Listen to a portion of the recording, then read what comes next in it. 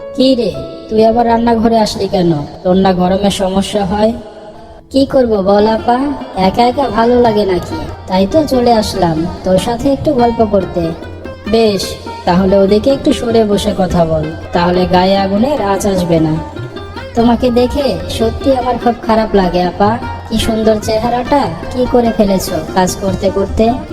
শুধু কি চেহারা দিয়ে সবকিছু হয় রে পাগলি? কাজ না করলে আমার কাজ কে করে দেবে শুনি? কেন, তুমি তো একটা কাজের লোক রাখতেই পারো, সে এসে তোমার কাজ কামগুলো করে দিয়ে গেল, তুমি একটু আরাম করলে, মাত্র কটাকারই তো ব্যাপার। না রে বোন, তোর দুলাভাই রাজি হবে না। আমি জানতাম তুমি এমন কিছুই বলবে, কিন্তু এই গরমের মধ্যে তুমি থাকো কি করে বলো তো?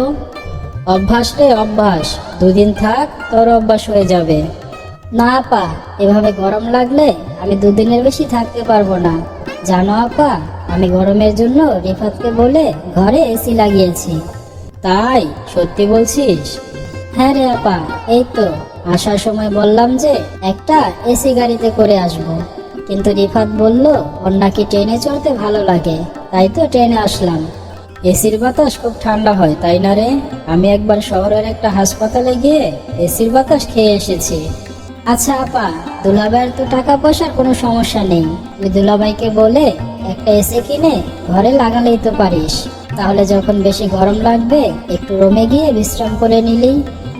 আরে, এটা তো তুই খুব ভালো কথা বলেছিস, আজই আমি তোর দুলাভাইকে বলবো আসলে। আমার কথা আবার বলো না, তাহলে ভাববে আমি মনে হয় তোমাকে বুদ্ধি দিয়েছি। আরে না না, তা কেন বলতে যাব? যা, তুই এখন গিয়ে রিফাতকে সময় দে, আমি রান্না শেষ করে আসছি।